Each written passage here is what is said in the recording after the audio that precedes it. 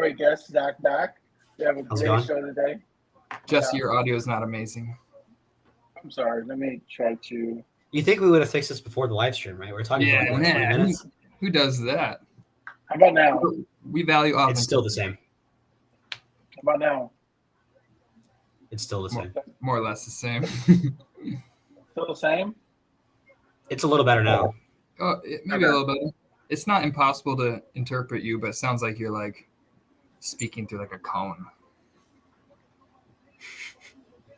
That's a true interpretation of what it is. I don't know. I'm like. just speaking my truth. Can you hear me? Yes, Oh, way better. Wow. Okay, well, I'm trying to get all technical, all advanced with it. You look so professional. Thank you. But it's not working. Zach looks even more like a streamer. He's got the full headset. Yes, the mic that is is definitely. That's definitely. Zach's definitely got the ensemble. Yeah. He's ready to go. Well, guys. Happy Labor Day, guys. Happy Labor Day. Happy Labor Day. It's a great day in America for progressives and our ideas. And I think that this is what the point of the show today is to have Zach on. And the reason why I'm talking so monotone is because I don't know how my volume's going right now.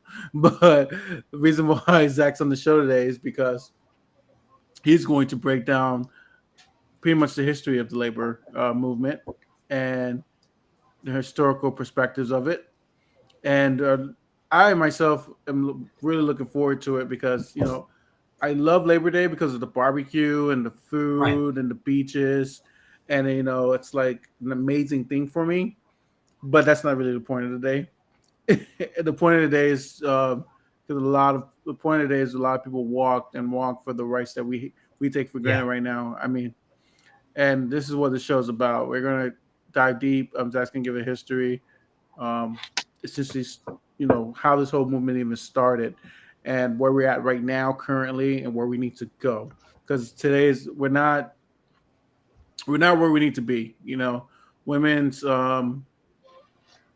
Women's pay is still not even with men, even to this day. Right. There's still discrepancies among classes in terms of equal pay, fair work. We still have fights about $15 minimum wage. We're still trying to hash out in different sectors right to of work the economy. laws. Yes, right to work laws. And so we have a long way to go. But in order for us to move forward, we have to focus on what we've been and what we've done in the past. And that's what Zach's going to present today. And I look forward to the show, and I'm going to pass it to Seth because Seth's got his 2 cents, and let him go. Well, it's very topical right now because Biden is now basically the most pro-union president possibly in American history, at least in the last 80 years. At least our lifetimes, right? I mean, at least our lifetime. I mean, maybe at least since FDR. At least the 40s. Why do you make that statement? Since the progressive era, I think he's the most pro-union president. It's a pretty fair statement. There's been a lot of pushing unions to the side when it comes to politics and American history. We've been a very pro-business country, not a very pro-worker country. You can kind of see it on graphs in accordance to worker pay. We are one of the most unequal countries in the developing world, or the developed, I should say, not the developing. Right. Yeah, we got a very wealthy, very high GDP, so much growth, so much economic freedom, but yet workers are we had the same minimum wage we had when George Bush was president. So right. So we like democracy whenever it's in the government, but whenever workers want to have democracy in their workplace, I don't know that we like democracy in the government though. Right. No, that's why it's democracy, right? Yeah. So I guess Seth and Jesse brought me back on today because I'm a history major at Mississippi State University. So I know a decent bit about history, but I didn't have time to dive into the primary sources today to look at this stuff. So this is by no means academic or whatever. Like I still don't have my degree at something. I'm definitely no like expert by any means, but it's a little academic, just not like right. It's based on a fact and reality is what I'm trying to say. True.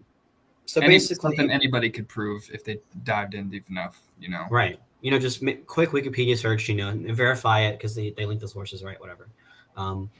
So basically, before unions like really like took hold in America, there were a lot of like shitty business practices done by big giant corporations.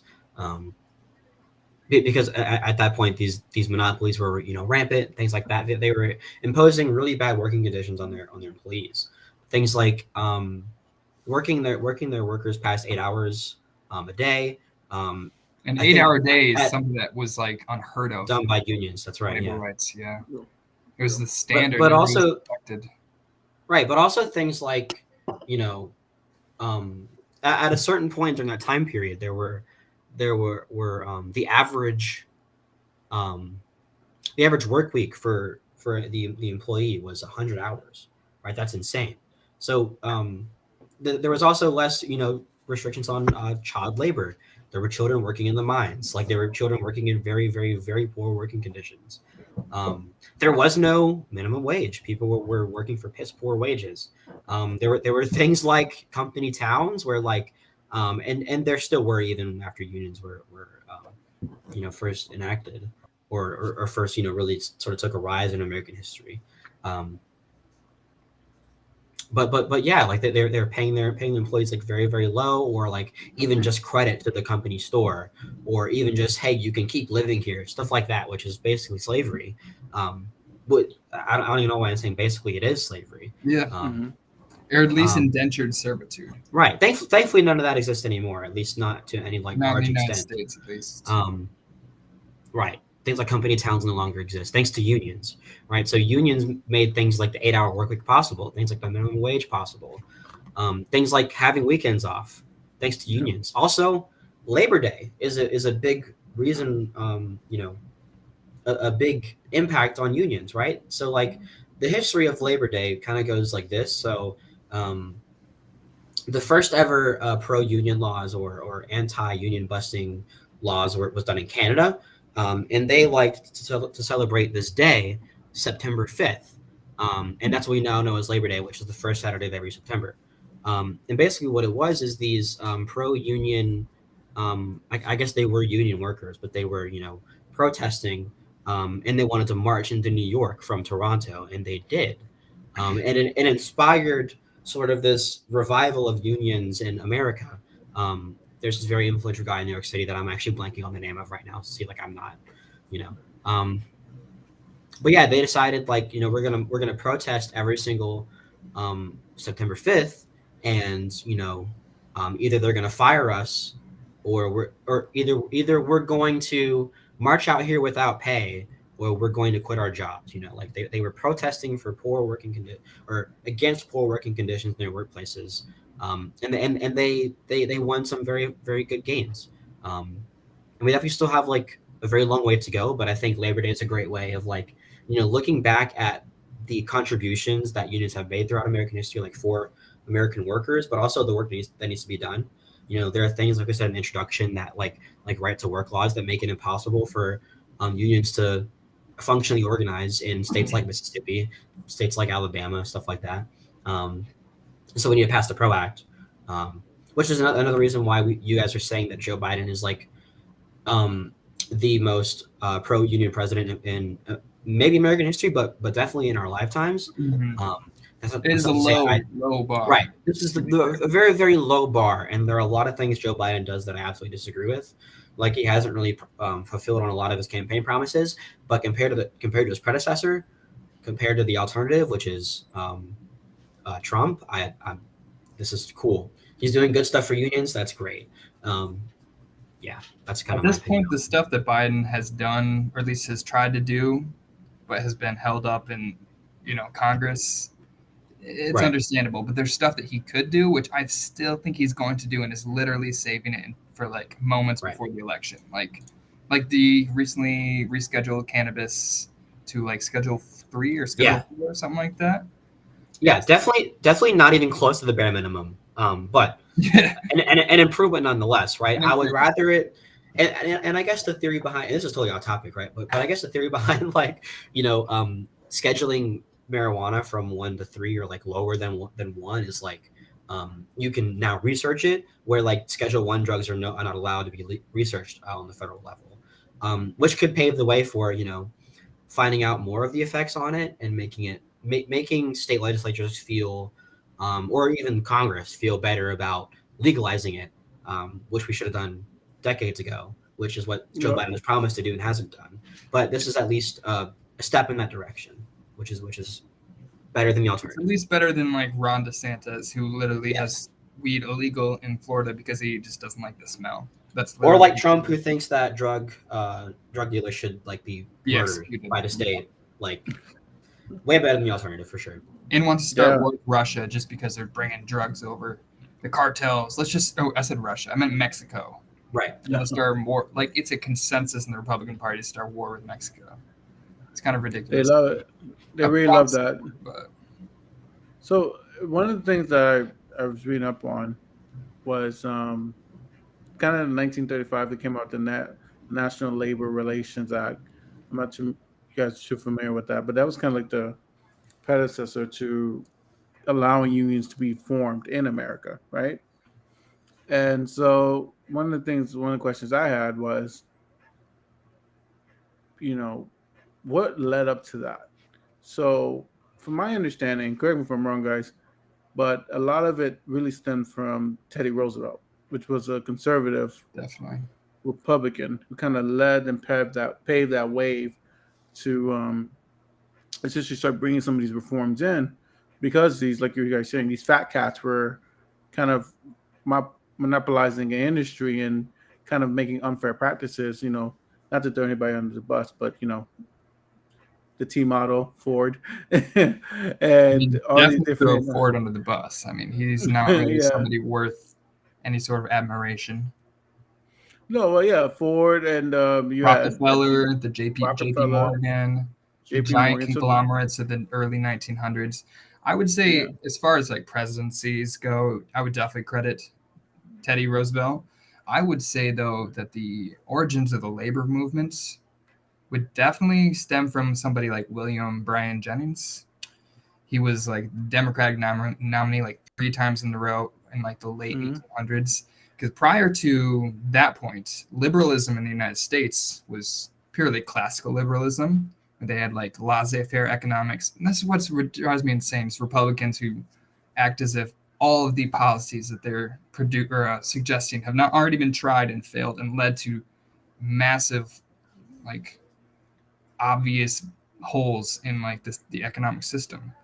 Like people like Grover Cleveland, who, he had certain things that were very good about him. He was a classical liberal, but his policies also led to like economic turmoil and led to just consolidation of the market, because if there's no regulations over like these giant corporations and all these moneyed interests, they're just going to corner the market. You're not going to have a free market after like 1 year. You know what I mean? Yeah.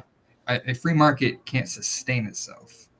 And by free, I would mean like, free for everybody, not just unregulated. That's the problem. Go ahead. No, I was just saying, it doesn't take free markets doesn't take the human perspective into place. It's more of that's the biggest issue with it. It's very utopian. I don't necessarily think that unions are anti-free market, and I think this is a very important thing to have. Like, a lot of people will like to equate unions with socialism, and it's basically just Red Scare propaganda that's just regurgitated just to make sure that workers don't have human rights. It's just a good way for business, the bourgeoisie, the business owners to, scare away unions from forming so that they don't have to negotiate wages. Right, and you can have a totally free market. You can have complete capitalism and still have unions because they're not contrary to free market capitalism. In fact, a lot of libertarian capitalists will say that actions totally within the free market for workers to combine together and freely associate and negotiate with their boss for better working conditions and better pay. Like that's totally a free market thing to do. So yeah. I mean, free market capitalism is just like the private ownership of private of enterprise. It doesn't necessarily mean they can do whatever they want, completely control and bust. And there's also freedom of association in the United States. And that's something that they also should not have the right to infringe upon. That's what a lot of anti-union people say they support, which is kind of ironic. Which is ridiculous, of course, because they're like, "Oh, you voluntarily joined this job, so we can do whatever we want." Right. You should have the right to work, which just means that the government is picking the side of bosses in labor disputes. Right. Right to work laws are where the government steps in and says that workers, when they're in a union, cannot negotiate with their boss a condition that requires membership of a union as a requirement for employment. And that's not to say like there aren't businesses in non-right to work states that are not union. That there are, right? Union membership is actually very, very, very low. But what it does is it allows unions to properly organize, because when you have a condition where your boss can hire around you, you do not have the ability to organize, right? Mm-hmm. Your boss, whenever you have a strike, can just replace you just like that with no consequences. Yeah, there's a completely disproportionate amount of power in the small people that decide everything for a company, when everybody that contributes and produces and creates the value of a company has absolutely no say in what happens, and they are completely exploited, because otherwise they have to find a better job or a different job, which is just going to have the exact same institutional problems as the job they're currently at, because it's a systemic problem. It's not just this is one bad workplace. It's like every single workplace is organized in the same hierarchy. And they can get away with it because they just say, hey, why can't I take advantage of my workers like this? This other company is doing it too. It's the way of America. It's a free enterprise, yada, yada, yada. So. Right. Well, also, what are the punishments, right? Like if, say, for example, your boss is caught strike busting, or they're, illegally firing you for trying to start a union, which businesses do all the time and go away with it scot-free. The worst that can happen, right? And this is if you're caught. This is if the National Labor Relations Board is not, scrapped like it was under the Trump administration, things like that. But the worst that can happen, the very, very worst, is you have to rehire the person you fired for trying to start a union or trying to join the union. And you just have to pay back pay. Minus, if that worker found a new job, you don't have to pay that money subtracted from the money you would have made in your job that you got fired from illegally. It's insane how like our government takes the side so heavily on labor disputes, takes the boss's side rather than working. Which is a good transition into literally the reason why we were mentioning Joe Biden is the National Labor Relations Board has just ruled, like, instead of corporations siding with, or government siding with corporations when it comes to, strike or labor busting, union busting rather, now they have to like file like a dispute, like to challenge the formation of the union instead of automatically busting them. They have to like, give reason for it, and instead of automatically a union being the one that has to start the dispute and be like, hey, this is not fair, my union got busted and shut down.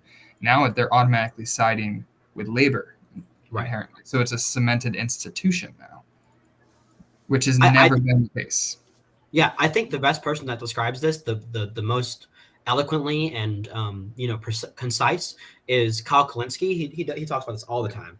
This idea like of pledge cards being just the minimum you need to form a union, unless the boss can find a legitimate reason to contest the validity of these pledge cards. It's so significant, and it definitely limits the power imbalance of a employer-employee relationship when it comes to forming a union, right? Because what's a business's number one goal, right? Make as much profit as possible and limit the cost to as little as possible. And a wage is just a cost, right?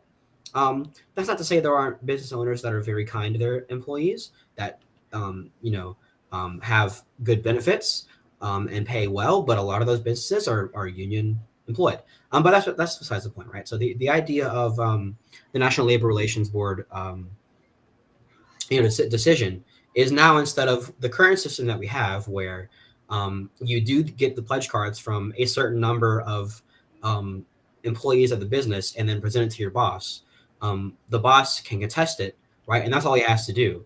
The burden of proof is on the union to then go and complain to the National Labor Relations Board, which can then start an election, right? And what happens between the time of pledge cards, election declared, and then election finalized? There's this few month-long period where a boss in a lot of these states that have right to work laws can force you while you're on the clock to come to mandatory anti-union propaganda meetings. They can manipulate ballot boxes, or like they control where the ballot boxes are so they can make them as inconvenient as possible. There have been some union busting corporations, particularly ones like Amazon and Starbucks that have been caught, like particularly Amazon, that have been caught like manipulating the actual ballot boxes themselves. Like they've been caught doing it, nothing's happened. So basically what happens now is, instead of that corrupt system, which makes it very, very, very easy to union bust, what happens is all a union has to do, or an employee workplace, that all they have to do to start a union is say, here are these pledge cards, and it's on the boss to then find a legitimate reason to contest the results of or the validity of these pledge cards, which they can do. And if the National Labor Relations Board feels that there is legitimate reason, then they can call for an election. But it just makes it very, very, very harder, because now the onus is on the boss, right? And the thing is, not all these bosses are going to be educated on this kind of thing. And so the workers will have to let the boss know, oh, by the way, you have to contest this, or we are unionized. They can just say, okay, and then walk away. It's on the employer to then call up the National Labor Relations Board to, call for an election. If not, automatically after a certain time period, you now have a union, which is fucking awesome for workers' rights. Yeah. Because in unions advocate for better working conditions, better pay, and you can actually compare, right, the right to work states with the non-right to work states, and the pay and working conditions is the math is just the math. It's a lot better. I lived in Florida and I've lived in California, and I can tell you that it is a completely different work-life balance. Right. I make literally like twice as much money too. Right. And it's not, like the businesses are any less successful in California. Come on, guys. It is like the third largest economy in the entire world. So it's not like these are really hurting businesses. It's just preventing wealth consolidation at the very top.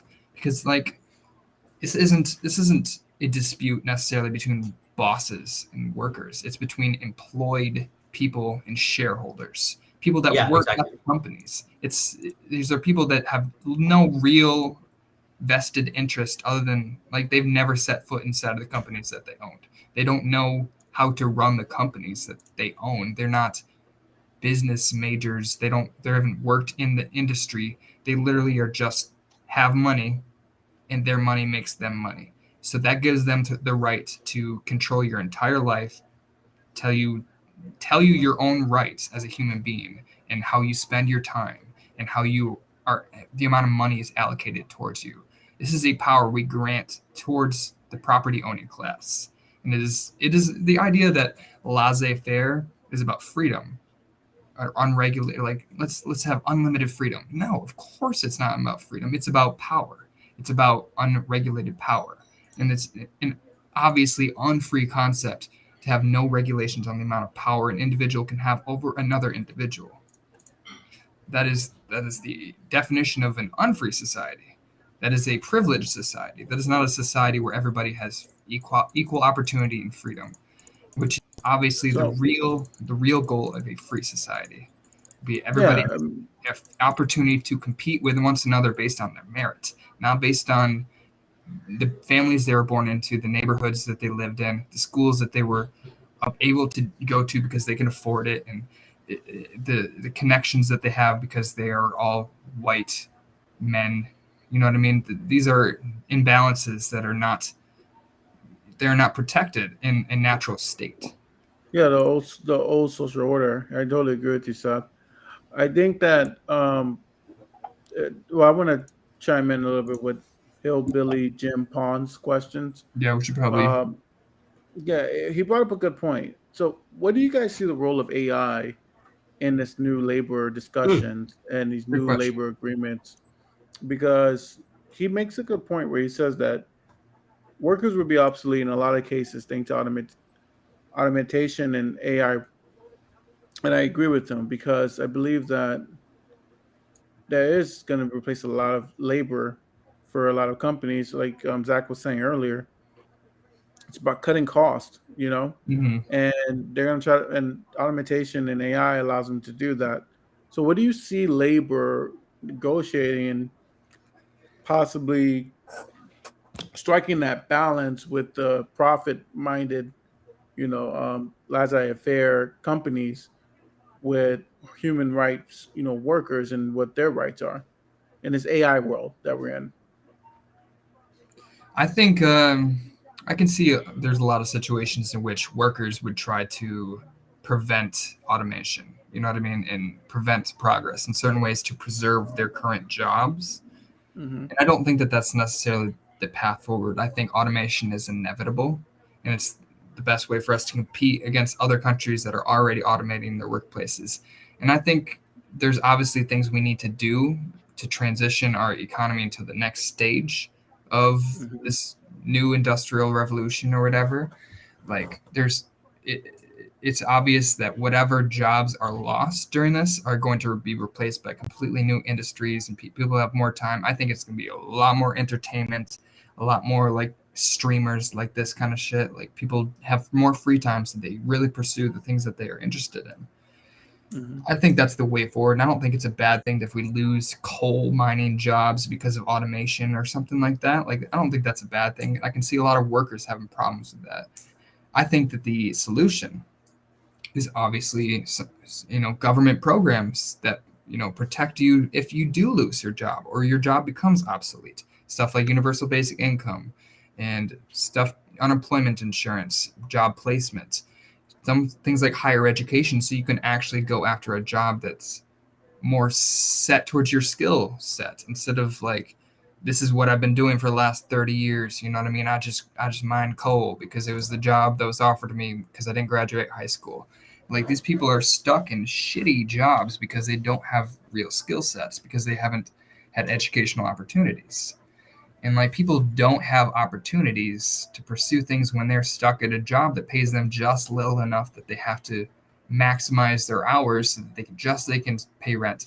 That's kind of like the trap, the wage slavery trap that our system is set, where they pay you just enough where you don't literally die, and like just little enough that they can maximize profits. It's not a very good system because it prevents actual freedom, actual personal agency in your life, where you have a purpose in your life, and you're meant to do something. Everybody has a passion. Everybody wants to do something, and most people kind of give up on their dreams just to pay the bills. Most people would be better off if they were in something. Our entire economy was so much better if everybody who is best at if everybody's able to do the thing that they are best at. If that's the most skilled workplace we could think of, that would be the most efficient system we could think of.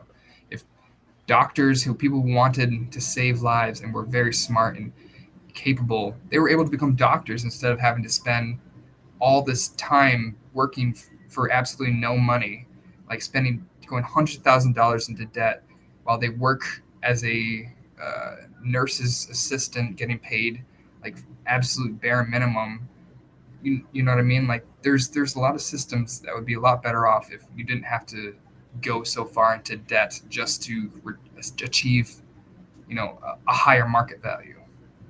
So more educational or more economic opportunity is really the solution to automation.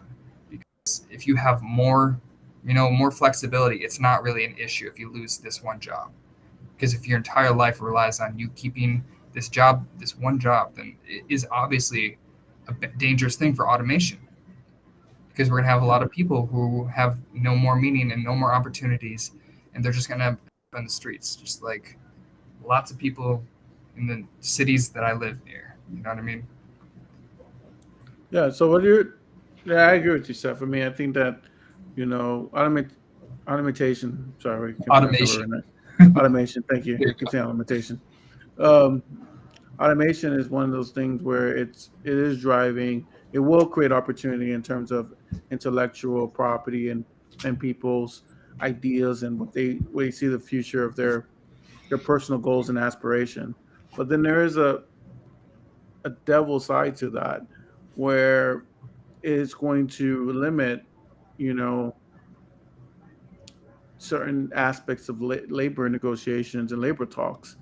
When we look at the ability now, these companies have the ability to replace 3 or 4 workers with a machine. It limits your negotiation power in reality. And I think that, I mean, this is gonna be funny, but I saw this thing where it was a rap or it was like a speech Biden gave, and they did it through, I think, ChatGPT, and then they were able to create the speech that was completely Republican, and like it's like viral on TikTok. I say that because if that has the ability to do that, I can't imagine what the abilities can you program a system to do to automate. I'm in the legal profession, so usually how the legal world works is you have an attorney, you have a paralegal, then you have a legal assistant, and that's kind of the hierarchy of the law office. But what ends up happening is now you have something like ChatGPT, which essentially says, "Yeah, I've written this motion like 5 times already. All I needed to do is just change the names, and I just tell this computer, it's like, hey, take this motion and change the names on them, and then there it is. So I just got rid of an assistant's job because that's what a system would do. She would take the same motion, she would change the parties. But if the computer can do it, why would I pay someone $15? That computer could just do for me that I pay one time for $99. And people seeing this through every single industries and every single sector where this chat GPT thing or just AI in general is being implemented into their workforce and they're being replaced. And so the jobs that are paying $25 an hour is like, yeah, we don't really need to pay you that because we can automate that. And I just wanted to know what you guys think. Like, how does this actually affect the labor negotiations going on? And another example would be I think it's called, correct me if I'm wrong, it's the writers' strike. I think it's called SAG. I Yeah, can't the think of SAG. the SAG. Yeah. Then And so, actors. I don't remember what the S yeah. is. So their biggest issue is the fact that their streaming is getting so huge and they're pushing out so many products, but the revenue it's the same or getting less Yeah. than they were getting paid originally. And big companies, big media companies are just like, well, that's just the reality of the world we're in right now. In order for us to be profitable, we have to put out a lot of content, and then you guys are going to see reduced incomes. And really, what's happening is, from what I see, and I'm outside looking in, is that they're really losing their bargaining chips because AI programs can now start writing scripts. Imagine you can take 1,000 scripts that's written in the past shows, right? You Yeah. put it into the system, and then you can just start like, these are the most good ones, and you can start writing out scripts for people, and then they just lose a whole bunch of writers. A writing room that had like 15 people, you only need like 2 writers. And so I find it interesting, and I feel like that's like the new fight for labor forces. How do we tackle this technology? So it was technology solutions, but then there's also like to every solution there's a negative drawback. And so, what do you guys think? Yeah, I mean, right now I don't think it's a major issue today, but I think if we see how quickly ChatGPT is affecting things, like AI is going to come exponentially, and it's going to take over our lives in like the next decade. Like it's going to be everything, and I think it's unpredictable. I think regulation is an obvious solution for the transition period, at least. Like we need to do something about employers completely. I don't know. I'm not personally against art being written by AI. Like art is something to be enjoyed by consumers, and obviously we need to protect the people in the industry too. Yeah. But I'm not one to say like it's an evil idea of like, oh, shows are written by AI. So now if it's good, it's good. If people like it, Right. they're consuming. Yeah. You know what I mean? And I do think, I don't think it's really going to be able to replace the human perspective. You know what I mean? I think that's something that's pretty obvious. Like, I mean, go ahead. No. You keep finish your thought. My bad. Oh, I was just going to say, I don't remember. I'm ADHD. Go ahead. Sorry, my bad. I think you're almost done. You're good. No, it's fine. It wasn't good enough. Yeah, I think every time I hear the word ChatGPT, all I think of like is Chris Christie on the debate stage saying that Vivek Ramaswamy sounds like ChatGPT. But I mean, aside from like all the doom and gloom, sorry. I said he kind of does. Yeah, he kind of does. Yeah, no, there's merit to the debate attack for sure. Maybe he wrote his speeches with ChatGPT. That wouldn't shock me. I mean, yeah, it sounds a lot like Chat. It's no actual real solutions, just kind of like all the buzzwords. But no, regardless, I think buzzwords. Don't forget to smile. Don't forget the smile. Oh wow. Yeah. So it's not all doom and gloom. You know, it's not all like bad stuff happening for unions. You know, like the reason for Labor Day is like celebrate the gains that we've made. And I think recently we've seen definitely a huge resurgence in union membership. You know, more people joining a union, more unions forming. An actual discussion about getting rid of some of these right to work laws. Joe Biden openly telling Congress to pass the PRO Act, and he'll sign it as soon as he can, like as soon as he gets to his desk. Yeah. Things like that are becoming normalized, right? Like even like liberals and capitalism and stuff like that are now admitting like, hey, actually unions are a good thing, and I think even conservatives are right. A workforce. The difference between the Tea Party movements and even there's a lot of problems with the Trump populist movement, but they at least perceive themselves as pro-worker. You know what I mean? And I think that's a good thing for labor unions. Yeah, I know what you mean. I think a lot of that is like fake. They'll say, I'm in favor of unions organizing, all this kind of stuff. If they for politicians, it's definitely fake. It's part of the free market, but then they advocate for upholding right to work laws. So they want to keep it. They want to keep it nearly impossible for workers to organize in a lot of these states. They're not actually pro-worker. They're not actually pro-union. Maybe it's pretty niche to the people I'm talking to on Twitter, but there's definitely a lot of like pro-worker Republicans like that now exist. I don't doubt it. And there's a lot more socially conservative, but there's at least a movement within the Republican Party, even if it's not even remotely a majority, where I mean it didn't exist before. You know what I mean? And now both parties are having to cater to their populist based. So I don't know. I can see it's a positive trajectory. Yeah. There's definitely reason to celebrate. We still have a long way to go, but Labor Day, we should definitely celebrate. I was seeing some kind of controversy where there were some like radical socialists that are like, remember, fuck Labor Day, May Day is better. It's like, dude, shut the fuck up. Like, what are you? You're not doing anything about like complaining on Twitter. Like, what are you? Labor Day. The Twitter radical socialists are just contrarian, anyways. Labor Day is more widely accepted in America. Yeah. Labor Day is an American holiday. Not May Day is not.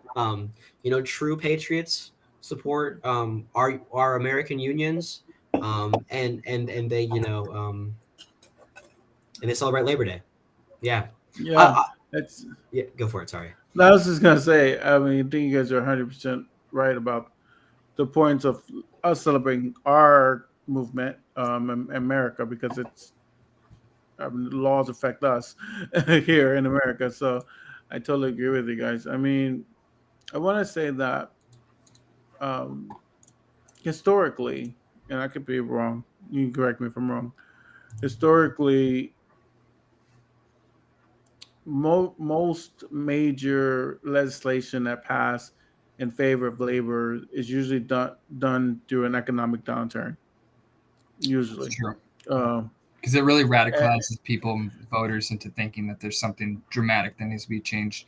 While regular people, normal times, happy times, people are more conservative because they're more afraid of, well, things are fine now. What if things change makes things worse off? So people are a lot more like desperate in those times for anything positive. Yeah, and so I'm just thinking like now we're kind of right now in an economic standstill. We're not doing too bad, but we're not doing great either. It's true. So I wonder, a lot of legislation that President Joe Biden is going to try to pass, is it going to have enough fire to get through the chambers? Because it's not really no one's really seeing an economic downturn right now, and that's what I'm mostly concerned about. And do you think he does something prior to the election to try to get those last minute voters out? Right. Have y'all heard his speech today? I have not heard. I saw it. I didn't hear it. Okay, y'all can y'all play like a clip on YouTube of it, like just a short little Sure. clip? I think you should be able to share your screen, right? I don't know. My internet is really bad, but I can try to do that. Oh, I can look it up. Let's see. Let me. Well, I mean, I don't know what you're trying to play because I haven't seen. Send us the link so we could probably do it. Is there like a specific part you're trying to play? Well, no. There's a few like short little clips, like 4 minute long, that we can easily watch. There. Like I'm looking at this one by NBC News. It's like 4 minutes. That's the first thing that came up. All right, NBC News. Yeah. You got it. Awesome. Here, I got you. We'll do it. Let's see. Give good old Joe Brandon a chance to speak. Dark Brandon. Oh shit! Oh, I just deleted it. Oh my god. Here, I can do it. No, I just accidentally clicked on X. Guys, this is totally a part of the show. We totally planned this. Yeah. Okay. Oh, there we go. Oh, what? It was there. Let's do it again. You want me to do it? I can do it. He got it. Zacky Attacky. All right, here we go. I'm not sure if I can full screen it, but You should be able to. Oh, I have to give you permission. can y'all see this full screen? You can now. Got it. Yeah, we can. I told you I'd have your back, and I have. There are a lot of politicians in this country who don't know how to say the word union. They talk about labor. They don't say union. It's Damn union. right. I'm one of them. I'm proud to say union. I'm proud to be the most pro-union president, according to the experts in American history. And and by the way, I make no bones about that. Folks, in this Labor Day, let me tell you what we're celebrating. We're celebrating jobs, good-paying jobs, jobs you can raise a family on, union jobs. You've heard me say it before, but my dad used to have an expression, I swear to God. He'd say, Joey, a job's about a lot more than a paycheck, for real. It's about a lot more than a paycheck. It's about your dignity. It's about respect. It's about being able to look your kid in the eye and say, it's going to be okay, and mean it when you say it. And he was right. And I'm determined to make that a reality for every family in this country. And we are making it a reality. Nearly 13,500,000 jobs just since you got me sworn in January of 2020. 2021, but yeah. Yeah. 800,000 new manufacturing jobs. But you wouldn't know from all the negative news you hear. But we're getting through this, one of the greatest job creation periods in American history. For real, that's a fact. And it wasn't that long ago we were losing jobs in this country. In fact, the guy who held this job before me was just one of 2 presidents in history. He was but here's an important point, one of 2 presidents in history that left office with fewer jobs in America than when he got elected office. By the way, you know who the other one was? Herbert Hoover. Isn't that kind of coincidental? Look, we're turning things around because of you. Actually, it's such good comedic When the last delivery. guy was here, you were shipping jobs to China. Now we're bringing jobs home from China. When the last guy was here, your pensions were at risk. We helped save millions of pensions with your help. When the last guy was here, he looked at the world from Park Avenue. I look at it from Scranton, Pennsylvania. I look at it from Claymont, Delaware. Not a joke. Not a joke. You can't have the strongest economy in the world with a second-rate infrastructure. Can you believe we used to have the best infrastructure in the world, and then we fell to number 13 in the world? Roads, bridges, internet, the whole deal. 13. The whole deal, Jack. The whole deal. 13th in the world. And guess what? Guess what? The great real estate builder, the last guy here, he didn't build a damn thing. Under my predecessor, Infrastructure Week became a punchline. On my watch, infrastructure has been a decade and it's a headline. Let me tell you, America's best days are ahead of us. They're ahead of us, not behind us. It's about the future. This is about the future. And Leigh, I can honestly say, I've been doing this a long while, but I've never been more optimistic about America's future.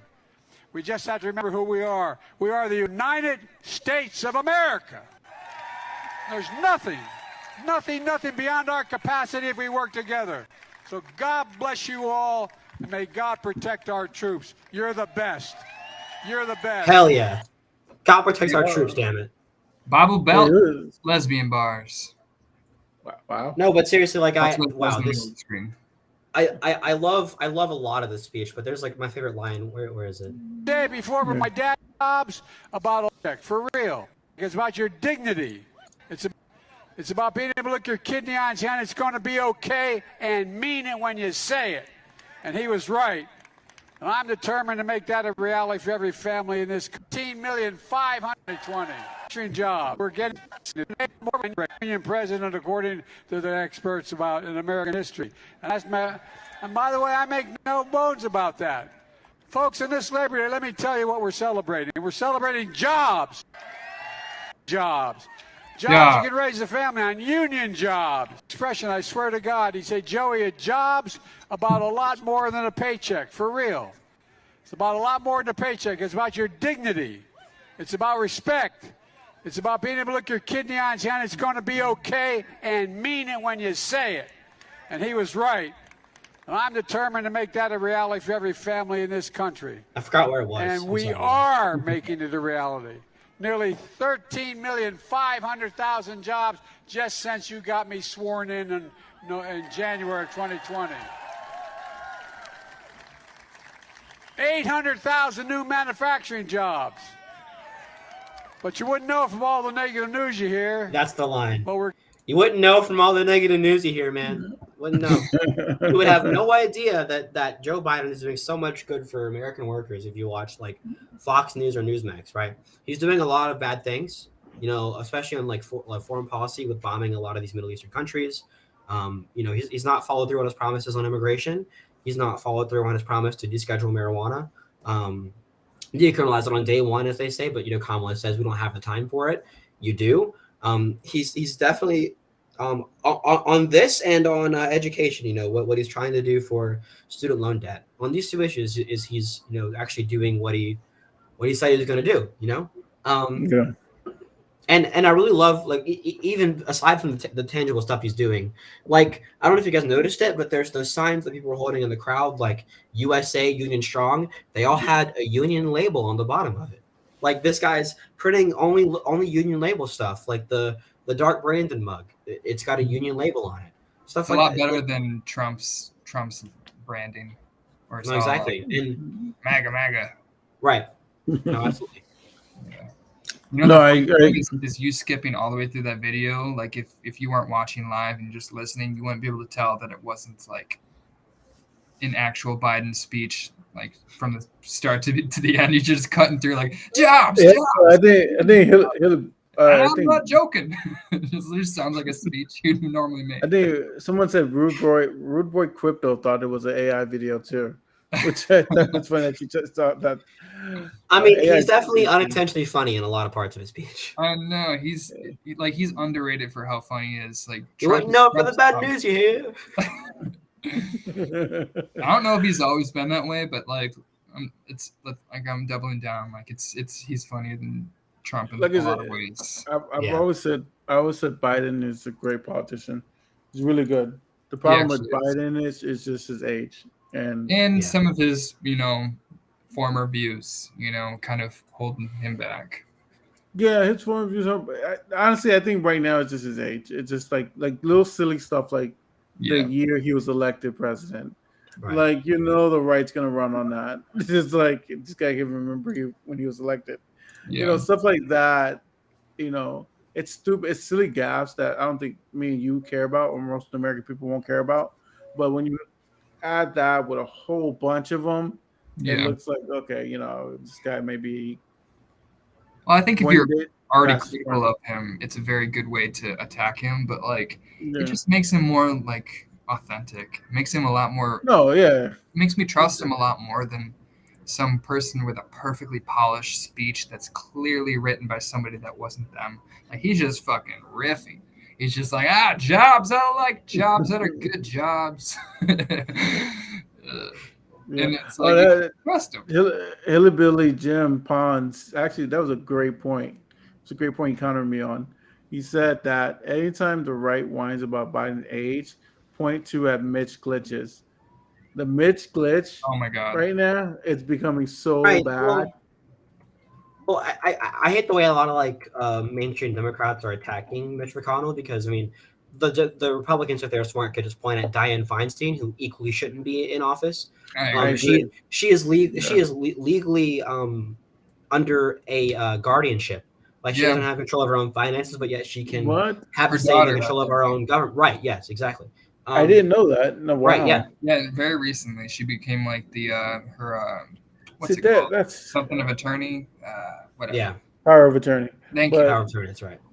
But to me, it's like that's ridiculous.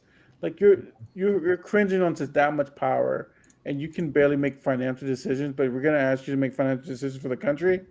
Yeah. Or I think nobody should be able to run for office if they're older than 85. Yeah, and who said this? I think the Republicans said this in the last debate. I think it wasn't actually I take it back. It was an analyst who was opining on the last debate. Yeah. In regards to her belief that we do have age limits in America. It's called elections. I was like, that's total bullshit. It's like everyone knows that politics is all about name ID. If people see your name on the paper, they've seen your name 1,000 times, they're going to select your name. That's the way politics works. So no one's really following it every day like we are, seeing that the fact that she cannot make decisions for herself. You're representing a whole entire state. You're a senator. You're not like a little congresswoman or congressman. Right, and that's a whole other thing because a lot of the reason why she's still in office is because of Nancy Pelosi, and it's just because she knows that if Dianne Feinstein is removed, then a more progressive. Currently based on what Newsom has promised. But that's why she's doing it. Yeah, so it's insane. It's like, but the Mitch glitch is a problem, but Dianne Feinstein is 100%, I agree with you, a problem. Mm-hmm. And Joe Biden is a problem. We need to start running more. No, I'm not saying get a 30-year-old in there like Ramaswamy. But, 50. I'm just saying like 50, 55, 60. It's like he's not, come on, they're 80. It's like was Newsom like 55? I don't know how old Newsom is. He's probably around there. Yeah, but I'm just saying because I feel like every time we have this debate, it's always some young person saying it, and it comes off like we're ageist. But the reality is, it's like no, it's not that. You're 80 years old. Like I wouldn't even trust you with a case of mine, just as a lawyer at 80 years old. It's like, why would I trust you to make decisions? Drive me in a car. Yeah, like if you're 80, I'm gonna be very hesitant for anything that you do. And reality is we have to be more mindful of that. Like I understand that wisdom is very powerful and have older people have that wisdom and we should always lean on it. But at the same time, that's why it's called mentors or advisors, not people actually doing the job. So that's my 2 cents. But also, I mean, there's an argument that it's not wisdom doesn't like go straight up. You know what I mean? Like of course, there's a cutoff point where you kind of kind of lose that. And it's kind of it's like it goes the 67-year-old can be very wise, but like you're 89 years old. It's like, You're do talking you about even remember your own insight? Like, you're talking about, like my mom calls it, being stuck in your ways. yeah. So that's what it is. Like when you get to a certain age, no matter what someone tells you, you're like, this is how we did it, and this is how we're gonna do it. It just being stuck in your ways. Yeah. Yeah. I don't necessarily think there's like what someone said in the chat, what's wrong with Biden? I don't know if we're saying a lot that's like definitely negative Biden. I mean, No. the whole topic is like Labor Day, and so we're talking about unions and stuff like that, and we've said a lot that on unions Biden is doing better than most American presidents in modern history, at least in our lifetime, right? But we can definitely do better than Joe Biden. He's definitely not my preference.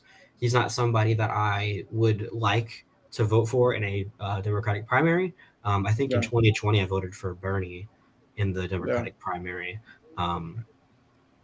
You said you voted for Bernie? I did in 2020. Yeah, I wish I did. But by then, I think it was already kind of settled that Joe Biden had a very substantial lead, and of course, Mississippi carried for Joe Biden. Of course, our state Democratic Party is, I'd say it's fairly conservative compared to other Democratic parties, but they do advocate for a lot of like good things like Medicaid expansion. By being a Democrat, inherently you're gonna be more labor friendly, more public. Yes, solutions. But no, and our attorney general candidate, Greta Kemp Martin, she's been very, very good on the union messaging. She was actually endorsed by our state chapter of the AFL-CIO, and she did a whole speech there. All kinds of stuff. She's very, very, very pro-union. Surprisingly, she's pro-choice, and she is challenging the attorney general who authored the case that overturned Roe v. Wade. It was our abortion law here in Mississippi that was the one that was the catalyst for that, and Lynn Fitch is the one responsible, and a lot of I think a lot of Republican women in Mississippi are pro-choice, and they don't like to just admit it. They still vote Republican, and what we think might actually happen is a lot of Republican women, the threat of not having control of their own bodies, because Lynn Fitch is going after people's people's like medical records as they're crossing state lines, trying to say if you go to have an abortion in a different state, you're going to like face consequences here in Mississippi, which violates states' rights, of course, but they don't care. And so basically, a lot of Republican women are going to see that and say, you know what, I think I'm going to, they're going to tell their husband, yeah, I'm voting for Republican, and they're going to not tell anybody they're going to vote for Greta Kemp Martin, but they're going to do it. I think, and she might not win, of course, because of course our state is a very majority, Republican government, but we could have some more pro worker, pro union people in our state government, which is exciting. Yeah. I mean, and that's very like I said, what I like is the fact that progressive is not a party. It's an idea, and started off as a Republican idea. Yeah, I mean, like I said, you have a state. I mean, the party switch and all that, but Yeah, of course. Exactly. Yeah. I mean, at that time, it wasn't a bifurcation of the parties. They had wings. They had progressive wings. They had economically liberal wings. Like both parties were very similar in the sense that, like, it was a more cultural thing. And they still are. Both parties right now are still similar. Yeah, I mean, there's hang on. There's definitely an obvious better one, out of the two. And there are people more aligned with what I say you guys and I would want on one side of the aisle than the other, obviously. But and there's a very real threat posed by Republican leadership and government that we need to absolutely fight as a number one goal. We have to understand that the political divide between Democrats and Republicans are about 30% of issues. We agree on like 70% of stuff. The 30 that we disagree on is it's literally what we fight about every election cycle. It's the big issues like climate change and the bigger talking issues. But majority of stuff in government gets passed by like both sides mutually agreeing to it. But it's my thing is it's important that we do talk about the 30% difference because that does we are clearly different in those things. And that goes to UBI, things like climate change, things like labor rights. These are the things that I think that that's what we're discussing today, and we need to highlight that as a difference between what makes us progressive, what makes them not progressive. Right. But for the most part, I think we're American. So Americans, we have common idealisms, and that's just what we embody. How do we get there? It's kind of what we disagree on a lot of times, but ideals are still the same. I want to go back a little bit. Someone mentioned AOC should run for president. I like AOC. I think she's a champion for the progressive movement, but I would not want AOC to become president of the United States. I would. Just like I think she needs a lot more experience and a lot more just a lot more things. I don't think it's the time. I think she would be a very good unifier at some point. I think maybe she would need to be we would need to be a lot more positive towards the democratic socialist ideas. Yeah. I don't think AOC would be a good nominee for the Democrats. I don't think she would be the best choice, but I think a lot of people that I know that I consider myself close friends and allies with would disagree with me and would say like, I'm like some like Joe Manchin lover or whatever. But I mean, I really do think that there are rising stars that we could have. Of course. That are more electable than AOC because I think it needs to be a progressive option, but I don't think they need to be like the hard left of the Democratic Party necessarily. Regardless of hang on real quick, I want to finish this point. Regardless of what AOC's political positions are, she's not as electable because of lies smeared towards her and the propaganda behind how horrible she is and how much of a communist she is, right? But basically based on that alone, I think we probably shouldn't nominate AOC. Although I do value her presence in Congress. But that being said, I think there are rising people in the Democratic Party that could be a good nominee. People like Governor Whitmer in Michigan. I'm not a huge proponent of Whitmer. She's very, very likable, as much as you might not like Whitmer. It's just a healthcare thing for me. People like the governor of Kentucky, which I'm drinking Kentucky bourbon as I think that would be sort of an homage to our good I don't know if I'd say friend, but I admire his position. Andy Bashir, right? Andy Bashir, that's correct. Yeah. Yeah, ANDY4KY, as they say. He's the Democratic governor of a very Republican state, which I also admire because here in Mississippi, we have a very good chance to elect Brandon Presley as governor. And he, is definitely a more moderate Democrat. It is Mississippi after all, but there are some good things he wants to do, like the expansion of Medicaid. Mississippi is one of only 10 states in the entire country that hasn't expanded Medicaid. He wants to get rid of the grocery tax, which in Mississippi, if you say you're rich and like you can afford to like go to Costco or whatever, you can become exempt from the grocery tax by just buying in bulk, right? But the poor and working people of our state are paying a 7% tax on groceries. Now, a lot of the people watching the show might be, wait a second, you guys tax food and groceries here, which it's a true puzzlement, right? Because we're one of only just a few states in the entire country that tax food and groceries, right? And we have the highest tax on groceries in the entire nation. So Brandon Presley wants to get rid of that. And Tate Reeves has decided to focus on the already reduced flat tax on income that we have. Our income is flat taxed at 4%. So it's definitely unfair, right? Because they want most of the tax burden to be on poor and working folks when it doesn't need to be like that. There are things we can do which, by the way, the Republican Party in our state was caught a few years ago stealing money from the welfare fund and using it towards pet projects like a volleyball court in Southern Miss, like $1.5 million towards Tate Reeves' own, personal trainer.